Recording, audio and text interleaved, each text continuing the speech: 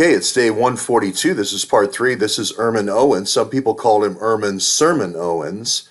He's the administrator over at the VA hospital in Gainesville, Florida. Here he is. His profile, though, isn't very extensive. He just poof, all of a sudden, one day becomes an administrator at the VA hospital, right? Now, you remember where that VA hospital was. It's very close. Here it is to that UFC, University of Florida College of Medicine, where that child protection team is. Very close there, close to the College of Medicine, close to the Veterinary College, etc., close to the Malcolm Randall VA Center. Now, what most people don't realize is when the whistleblower from this location at University of Florida College of Medicine Child Protection Team goes to the White House to blow the whistle, that this guy dies the same day.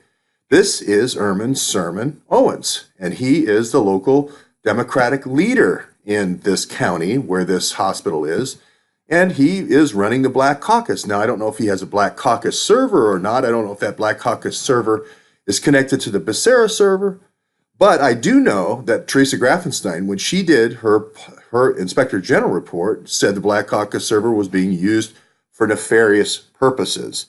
Her words, not mine. So I hope that we aren't abusing my brothers of color and Black caucuses all over America that happen to have a VA center in them for nefarious purposes. But I would like to see anyone that has better metadata than that.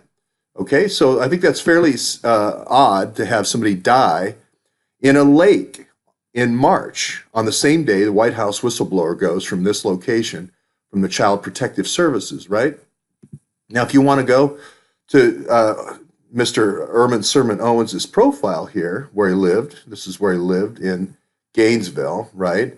And again, he ends up dying in a lake, which reminds me quite a bit of one of our CIA directors dying in a lake in Maryland, not too far from here.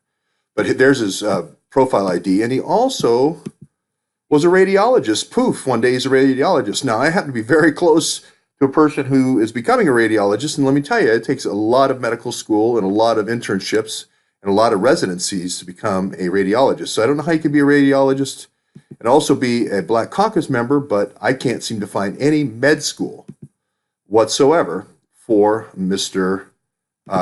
Owens. Okay, I can't find any internships, can't find any licenses, I can't find any fellowships, any of those types of things normally associated with becoming a radiologist.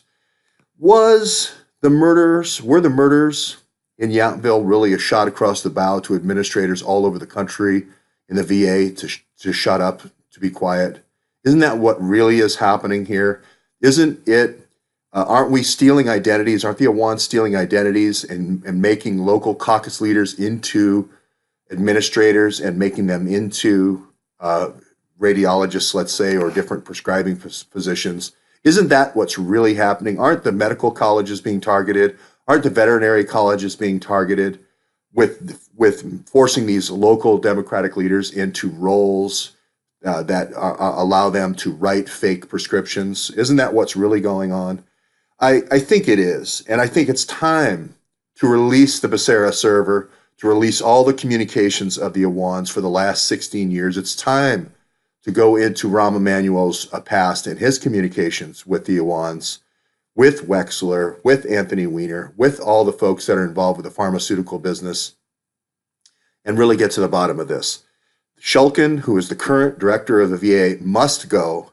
The DOJ must appoint a special prosecutor to look into this. Michael Horowitz is a 2009 appointee of Obama. He's not the one to find this. He's going to shuffle off to Buffalo on this. We need somebody who's going to get to the bottom of this.